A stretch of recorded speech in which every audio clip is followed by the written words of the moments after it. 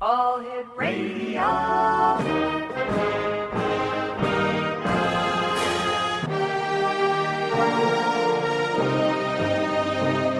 Welcome to the X Zone, a place where fact is fiction and fiction is reality. Now, here's your host, Rob McConnell.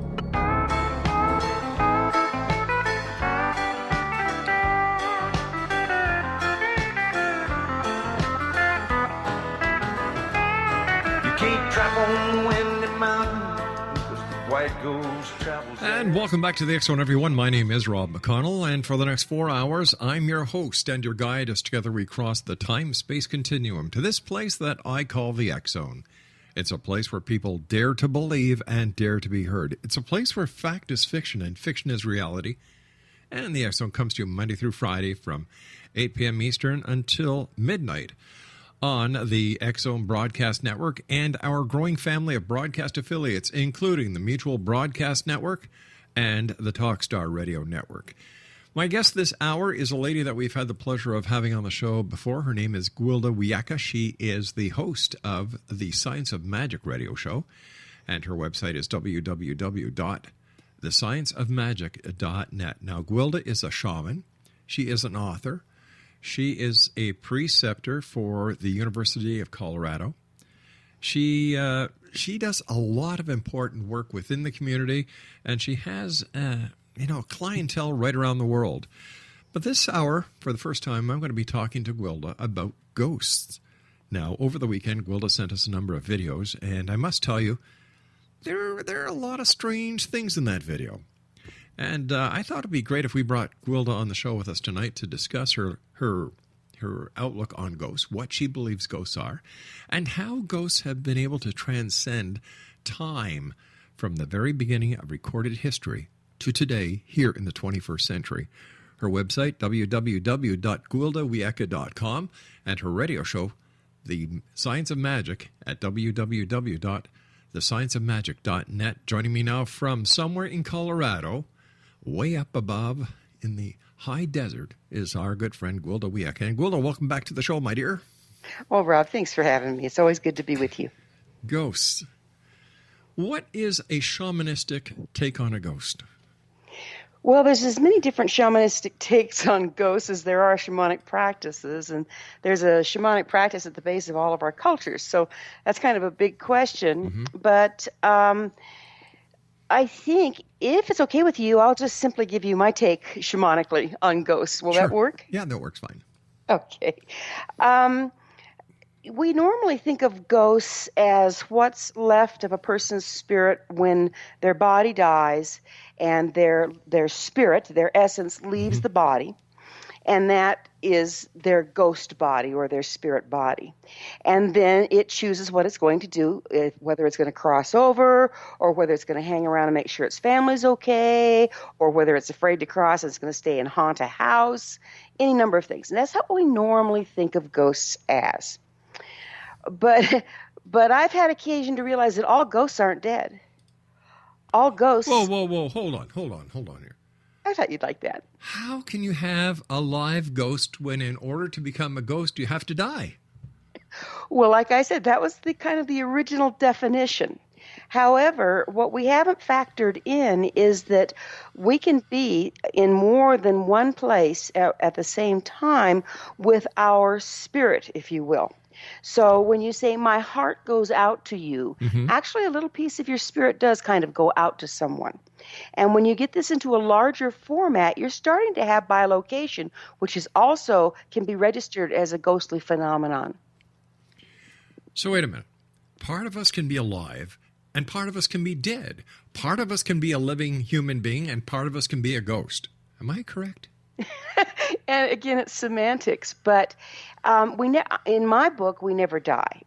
Sometimes the body just can't hold the frequency to continue, and then our spirit continues without the body. Other times, the body's doing fine, and the spirit has to be or chooses to be in more than one place at once.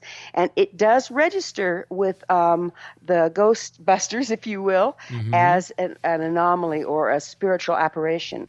And sometimes we separate from ourselves through trauma, through PTSD, to where some of us stays in the place of trauma and the rest of us goes on with our life. And that's a spiritual illness known as soul loss. And so we have to kind of go and get that other part of the person and put them back together. All of these register as ghosts. In other words, EMFs will read them as paranormal activity in an area consistently. So you can be dead and alive at the same time. Right?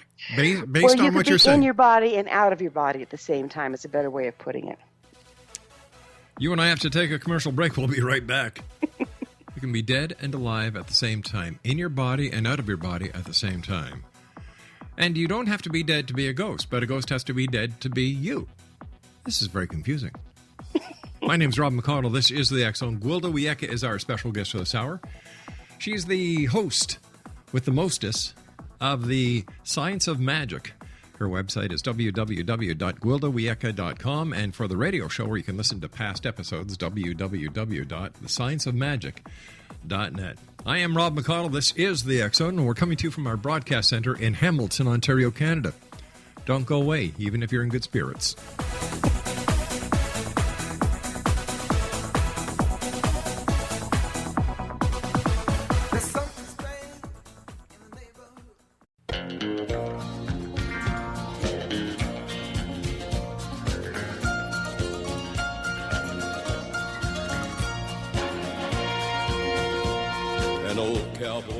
And welcome back to the X Zone, everyone. My name is Rob McConnell, coming to you from our broadcast center in Hamilton, Ontario, Canada. My email address is xzone@xzoneradiotv.com. On all social media sites, X Zone Radio TV.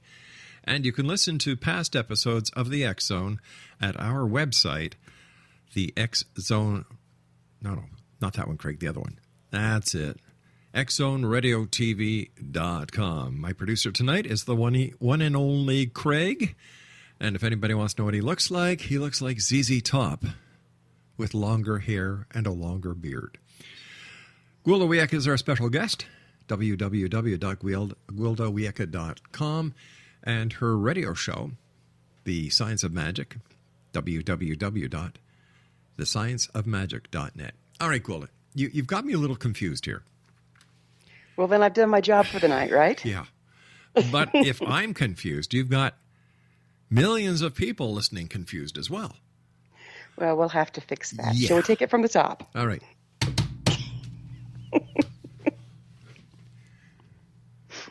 Go ahead. Okay. Let's start with the traditional view of ghosts. All right. The traditional view of ghosts is what's left when a person's body quits running and dies, that the eternal spirit of a person then leaves that body, and various things can happen, depending on the religion and the tradition. Like, say, for instance, if they're Lakota, their pipe carrier will hold their spirit, so to speak, for a full year so the family can mourn.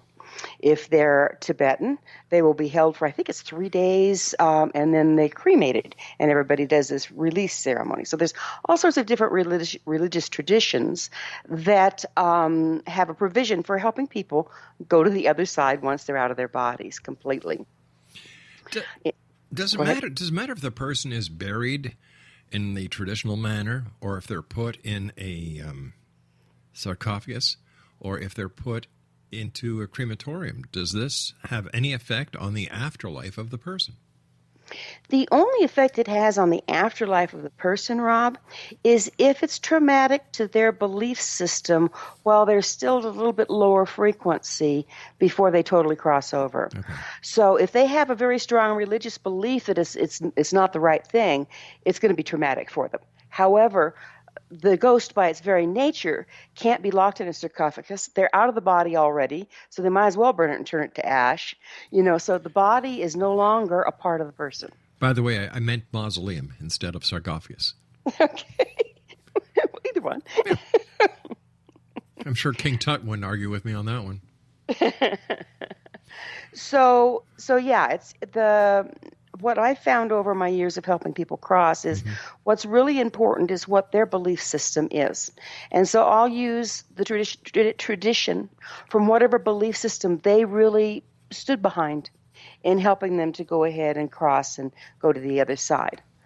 When the person is afraid, like in our Judeo-Christian society here, with a lot of talk of heaven and hell and all this stuff, some people, when they die, they're kind of scared they're not going to go where they want to go. And so rather than go down, and they're afraid they're not going to go up because they figure they haven't lived a good enough life, they'll stay right here. And so there are disembodied spirits running around here in what we call middle world or ordinary reality that most people can't see. Many people can kind of feel or get a sense of, but they, just because they're dead doesn't mean they're smart. They don't know any more than they did when they died, except they may or may not know that they're dead. Okay, this brings a question to mind, and I've asked this to many paranormal investigators, ghost hunters, ghost researchers, ghost wannabes, and I never get an answer that I can say, you know what, that makes sense. How can a ghost who is the spirit of a physical body who is no longer alive know that the physical carrier of their spirit is no longer alive? Some people, that is an excellent question, Rob, because oftentimes they don't know. And there was a movie out years ago called The Sixth Sense. And yeah, it was Hollywood, but it was really done very well, because this was an example of a man that didn't know he was dead. And a little boy was able to see him, and their relationship that developed, and eventually he figured out that indeed he was dead. Excellent show that showed just exactly how this is for a lot of people. And sometimes when I'm helping someone cross, if there's a haunting, I will have to sit them down and explain to them, hon, you died. And what happens is we die under anesthesia. We die sudden deaths, in car accidents, various things. And it's so sudden that the person doesn't really recognize they didn't make it. But, but wait a sec, Gwilda. The person, what do they do? Do they remain on that table? Does the spirit start wandering around? Yeah, the spirit just goes on with its life. All right, so if the spirit's going along with its life, the spirit has to go to the washroom, right? Goes to the washroom, stands up in front of the sink, washing his hands or her hands, looks in the mirror, and there's nothing. But there is, because the illusion for that person is still there. The illusion of life is still there. So the illusion of themselves in the mirror is still there. It's all a matter of perspective. Others know they're dead, but don't want to cross. And sometimes they'll attach themselves to a place. Those are called hauntings. And sometimes they'll attach themselves to another person, which is called possession. That happens very often in hospitals when somebody's under anesthesia, somebody else dies, they don't want to leave, here's a nice available body that's not conscious, and so we have a lot of crisscrossing going on there, which is kind of a new development since we have anesthesia and stuff. Well, it's not a new development for Craig. That's how he finds most of his girlfriends. Boy, you're after Craig tonight, aren't you? It's Monday, what can I say? All right, so you've got the person who doesn't know they're dead, and they need help in crossing. So you sit down and you basically talk to them and say, listen, I've got some good news and some bad news for you. The good news is life goes on. The bad news is yours is finished. You'd be good at this, Rob. Yeah, it's kind of a convo like that. But, of course, it's kind of like counseling. They're just like a normal person, except they're not in their body anymore. And it's going to be a heck of a shock to figure out that they aren't. And so that's why it takes, special training and a special aptitude and a special compassion to be able to deal with these people and helping them cross. I guess it would. But, okay, so you help them to cross. How do you help them to cross? Is it just making them aware that they are dead and now they can go to the light? It's as individual as the person, and once again, it's tied in with their belief systems. So some people, the minute they figure out that, oh, I'm done here, they're gone. My job's easy then. Others that are kind of hanging around because they're afraid of where they're going, you have to say, well, look, I can take you there, and if we get close, it doesn't look good for you, I can bring you back, which is true. What works the most frequently, which is so surprising, is you say to the person, look around you. Do you see anybody you recognize that's already crossed? Because the ancestors will come to try to help us get over.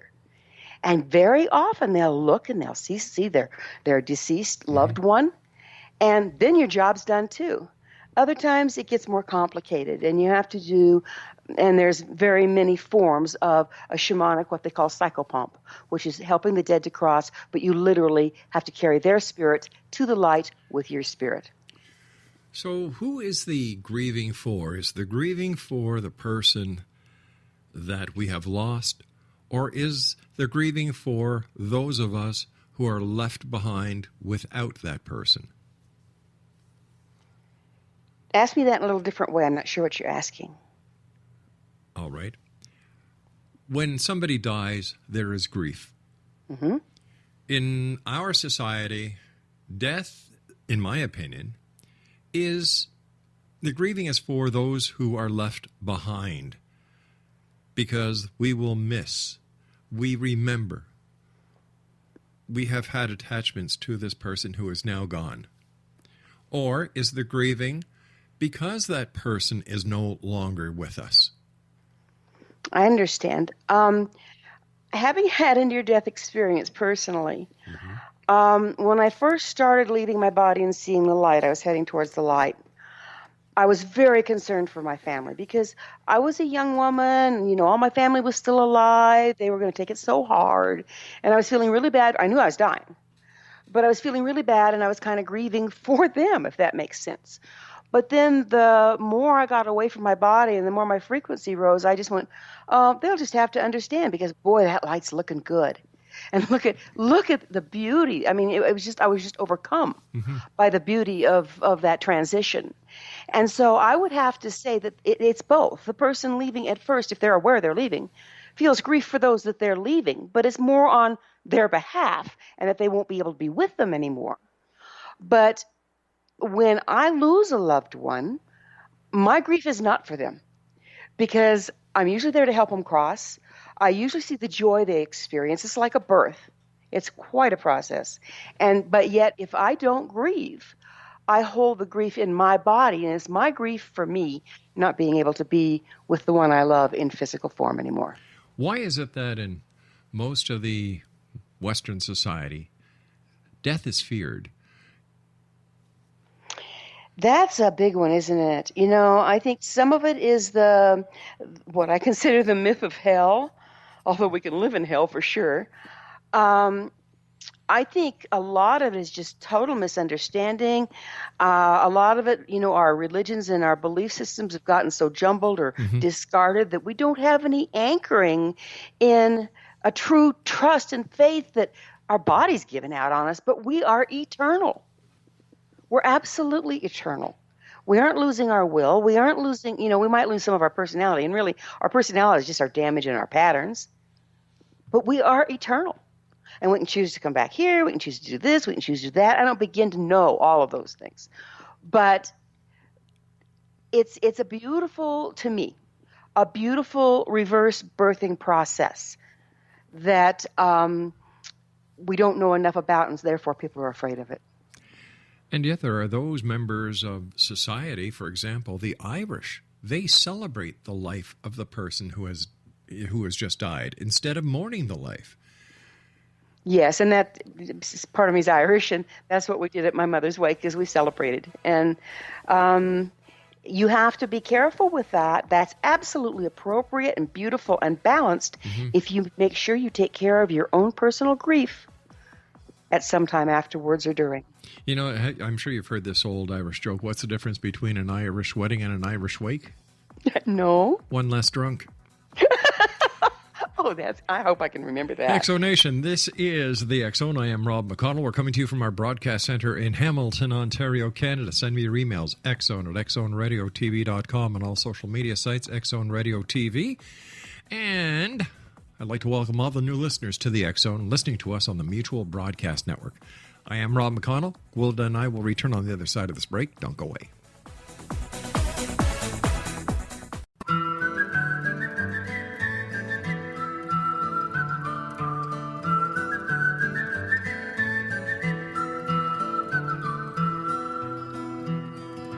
All around old Cape Horn Welcome back, everyone. This is the X Zone. I am Rob McConnell, coming to you live and around the world from the beautiful studios here at Relmar McConnell Media Company in Hamilton, Ontario, Canada. If you'd like to send us an email, xzone at xzoneradiotv.com, on all social media sites, Xzone Radio TV. And I would like to welcome all the listeners listening to the X Zone now on the Mutual Broadcast Network. And we're also heard on the X Zone Broadcast Network and on the Talkstar Radio Network, and in Europe on Radio X. My guest this hour is the one and only Gwilda Wiyaka. She is the hostess of the Science of Magic radio show. Her website is www.thescienceofmagic.net. And her website, for her personal website, where, Gwilda is an author, she is a shaman, she is a precept for the University of Colorado. She does worldwide courses. She's a great lady, filled with information, filled with inspiration. And Gwilda, great having you with us again. So let's get back to ghosts, just for a few minutes here, because I want to get back to that video you sent me. Okay. So how do we change our outlook on ghosts, and how do we make it easier for them to make the transition across? Because I believe many of the ghosts that are still around have been kept by members of the family who refuse to let them go. That's very true, Rob. And again, that goes back to we've lost our traditions and our understanding of how to deal with death and passing and this and that and the next thing. I remember one quick story I'll tell you. These parents brought their little daughter to me. She was 6 at the time, and they were absolutely panicked because she had a make-believe friend, childhood friend. And I said, so what's the problem? They said, well, she's had it for 2 years. And I said, well, kids do this. And they said, yeah, but last night they told me her name. And it was the name of the sister that they had and lost before they had her. And they had never told her about the child. So she would insist on setting a place at the table for her and, all of this stuff. So the parents had not grieved the loss of the first child enough to even inform the second child of her. And so the ghost was the little girl's imaginary playmate. And that, I understand, is not uncommon with children. No, we all have the ability to see these higher frequency energies until we get the belief system taken out of us and, we get older and sicker and our frequency drops and our belief systems get in the way and all that. But children are amazing that way. They really are perceptive of ghosts, and I work with a lot of children to help them with that. When it comes to reincarnation, if we know we are coming back, like I know the Celts believed in reincarnation, that a Celtic warrior, if you owed him money in this lifetime, he wasn't afraid to die because he knew he'd be coming back and the debt would be paid. And where did we lose the reality of reincarnation? And why isn't it part of the ghost repertoire? That is an interesting question. Again, I think, of course, we lost the understanding of reincarnation as our religions went more into dogma and less into spirit. And that was a natural result of where we were moving through the universe at the time. And I can get into that in a totally another time. But basically, we lost the ability to see ghosts. Then we lost our ability to believe in life after death. Then we lost our ability to believe in reincarnation, on and on and on and on. And I personally wonder if the earth is the only place we incarnate on. I don't know. Well, I really don't know. According to people that I've had on the show who are, and I'm putting air quotations on this one, experts when it comes to reincarnation, we can reincarnate in other dimensions, other planets, other universes. I don't know. I talk to these people. They say, well, in a past life I was Cleopatra. In a past life I was Joan of Arc. In a past life I was Napoleon. In a past life I was Caesar. You notice how nobody's a grave digger or anything, right? Yeah, exactly. Yeah. Exactly. The way I look at that, Rob, is, and again, from my experience of helping people cross and from my experience of nearly dying myself, is that what we really do is we go back to source, to unity, okay? And within unity is Jesus, is Cleopatra, is all of the energy that ever is, ever was, ever will be. And when we leave source again, we probably take on whatever characteristics we choose to play with this time. I think we really choose to come and go. But I don't know how many Cleopatras we've got out there. I mean, my goodness, how many times was that woman born to hear people talk? I think people really misunderstand reincarnation. And so much ego and self-identity gets wrapped up in it that it's totally misunderstood. And I'm not going to begin to tell you that I really understand it either. But that's kind of my take on it. What's your take on past life regression through hypnosis?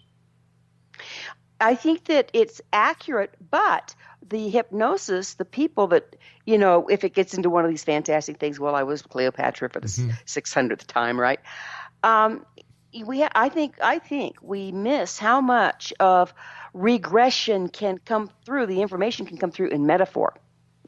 So I was a person that carried these characteristics. I was a person that had this archetype of form of Cleopatra or Virgin Mary or whatever, but not necessarily being that person per se. And past life regression, like anything else, where were they educated? How reliable are they? Is there false memory coming into play here? If you want to have somebody do past life regression, I can do it, but I only do it if that's where healing somebody takes me. I say, why bother? That's past. It's done. We're working for now, right? But if you are going to look for past life regression, help for past life regression, make sure you know your person's good, know their source, know they have no particular agenda for you, and realize you might very well be working metaphor as much as literal. You sent us some videotape of some work that you did with paranormal investigators. And what these paranormal investigators did was they set up 2 cameras and they used an array of laser beams to basically graph the area where the paranormal activity was supposed to be happening. So take us through that. Sure. It was really fun experiment. These people were paranormal investigators, and they came in with scientists with tri-field recorders that took readings of the entire block and neighborhood. They really researched the locale very thoroughly before we began. Then they set up actually 4 cameras, 2 in the room where I was going to be and 1 out in the living room. And then they set up a laser, and the laser set these dots all the way across the wall where the paranormal activity was going to be taking place. And then like I said, these 2 different styles there was 4 tricorder recorders they were running around with as well. So what they did is I went into a shamanic journey trance and bilocated. So in other words, I put my body into trance, I left my body, I walked down the hall into the living room, did a happy dance in front of where those lights were, turned around, walked back down the hall, laid back down on my body, and sat up and talked to them about it. And what showed up was they could hear me talking because I speak when I'm in journey, and every step of the ones outside of the room couldn't hear, but everybody's watches were synchronized and they were taking notes in the room where I was where they could hear. At exactly the time I walked past the guy with the tri-field recorders in the hallway, they spiked like crazy as I passed. He could literally see me pass with them. And when I got in front of the lasers, this is in spirit, and did the happy dance, they started strobing and flashing, and some of them looked like they went out for, I can't remember how many. It was a pretty good segment that I was standing there doing that. When I turned around in spirit and walked back down the hall, the gentleman's tricorders went nuts again when I went by him. Then when I laid back down into my body, all the readings changed with the tri-field recorders that, the EMF recorders, that gentleman in the room that was with my body while I was gone, it changed. It changed when I went to trance. It changed when I stepped out of my body. It changed when I came back in the room, and it changed when I laid back down in my body. And then when I sat back up, it went to the baseline reading that he had taken before I left. So we have that documented. All right, so let me ask you, why did the lasers react while you were there? Since you were in spirit, you were a non visual entity. You had no mass. So what was it that caused the movement of the laser field? This you'll have to ask a Ghostbuster, but I know they use lasers a lot because paranormal activity will actually interrupt light beams if it's strong enough. How? Okay? How does that work? I don't know. I really don't. I have no idea. This was my first experience with it, but they told me they use it all the time, and it's very rare, but sometimes they can pick up paranormal activity because it'll interrupt the laser beam when nothing should be able to interrupt it. Then what was funny is on the night recorder, the night cam, in the room that I was in, after we stood up and we were visiting a little bit, they'd left it on. And I have this part of my tradition is I thank the spirits that I've been working with, because I don't do this alone. I thank the spirits I've been working with, and then I release them.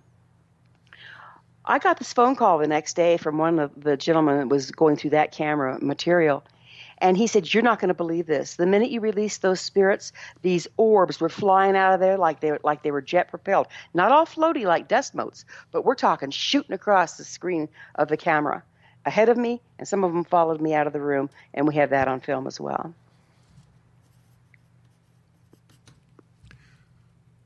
What's your take on paranormal investigators? I think, I know what I do. I know the information I get when I bilocate or remote view or whatever I do. I know it works. I don't need to prove that it works. But I think that our equipment, the paranormal investigators' equipment, is just getting to the point that it can start to register some of this stuff. And so I think some of the stuff it gets is legit, and I think some of the stuff that it gets may or may not be. It's questionable. But I'm really glad they're playing with it because it's bridging science and magic. If we can start coming with fairly reliable, consistent evidence that A, there's ghosts, B, there's life after death, C, we aren't stuck in our bodies, all these things, I think it's useful. But don't On we the have, other don't hand, we have bigger I and think better they need things to be, to don't we have bigger and better things to worry about these days besides ghosts? Well, I can speak for the one investigator that I was working with, and the two of the five I was working with. Do I hear three? Do I hear three? Three, come on, I want to hear three. No, it was two of the five I was working with. They were a married couple that had lost their son when he was 21 in a car accident. And the father had been able to feel his son around him ever since. And so they developed I can't remember what they call it, but it's basically, to protect friendly ghosts, let's not run them off if they don't want to be run off. This was just kind of like the way they honored the loss of their son and the way they dealt with it and the way they helped other people.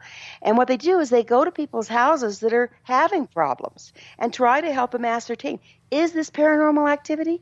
Is this your imagination? Do you need a counselor? So they help people that the right kind, help people that are in distress over what they think is paranormal activity.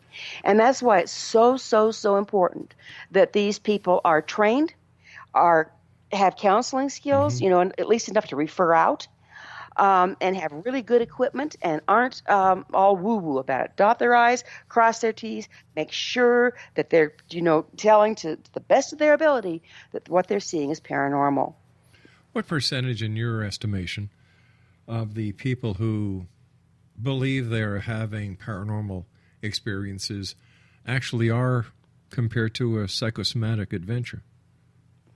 Boy, that's a tough one, Rob, because there's so many different divinations of both, all three, really.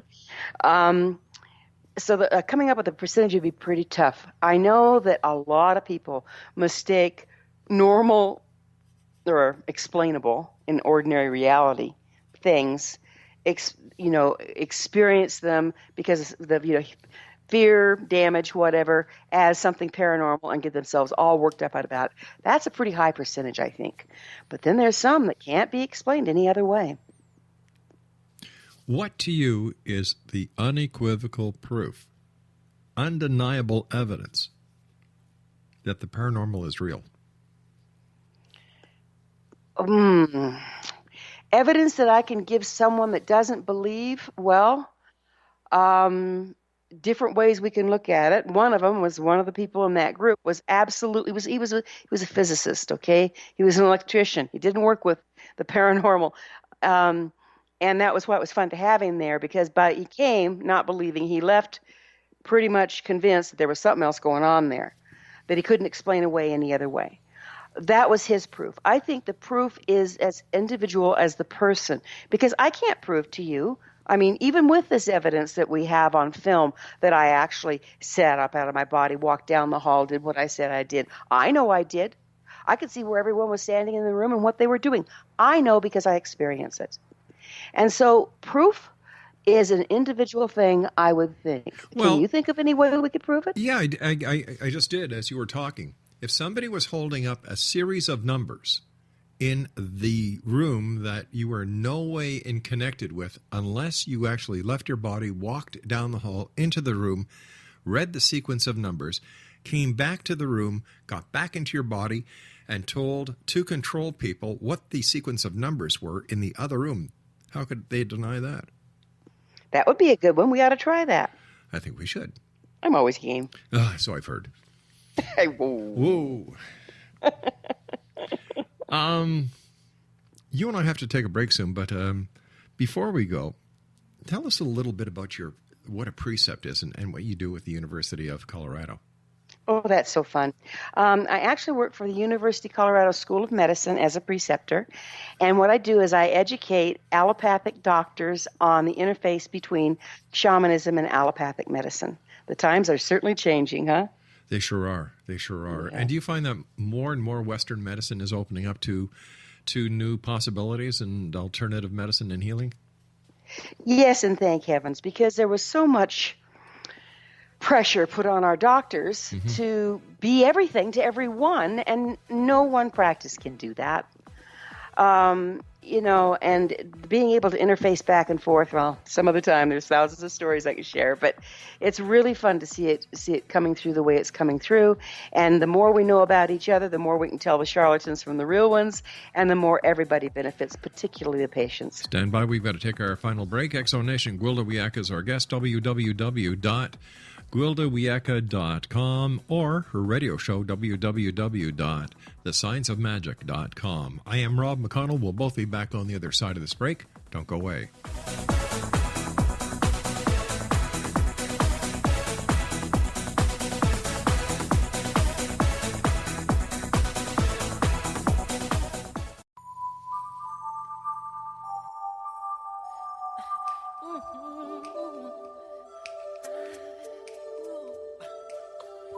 Gonna make a change for once in my life. I always thought when I heard Michael L. Jackson sing that one Man in the Mirror, he had the hiccups. Yeah. Is it just me? Well, now that you mention it, it does kind of sound like that, doesn't it? Yeah, it certainly does. First of all, Gwilda, great having you with us. It's always very interesting to have you on the show and to thank you for sharing your expertise with us here tonight. Oh, thank you, Rob. It's always so fun to work together. Yeah. What are your final thoughts on ghosts that you'd like to share with the X-Zone Nation tonight?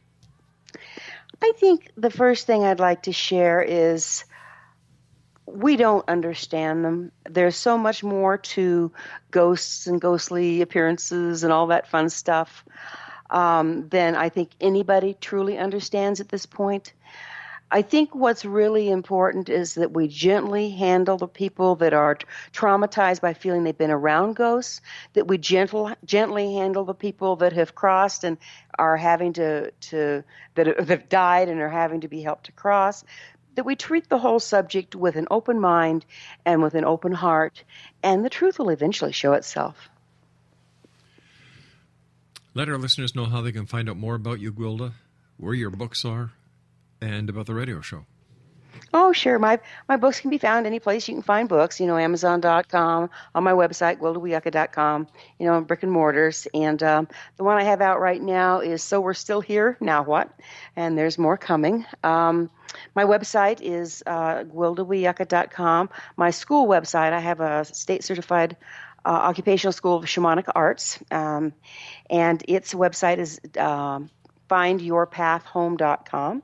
And of course, the radio station is www.thescienceofmagic.net. Find me any of those places.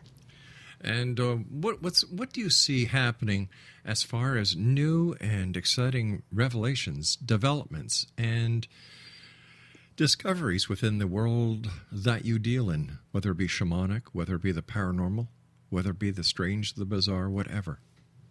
I see a lot of stuff opening wide up because I'm also a medical intuitive, and now that they've got MRIs that show things more clearly than our old X-rays did, a lot of my medical intuitive skills and readings have been substantiated by MRIs. And so the more we do this, the more we can research it, the more we can actively train people. It's just going to open wide up because technology is finally catching up with the esoteric. Gwilda Wiyaka, thank you very much for being with us. Always a great pleasure talking to you, dear friend. Keep the great work up. Love talking to you. And by the way, light and prayers to your daughter. Thank you so, so much.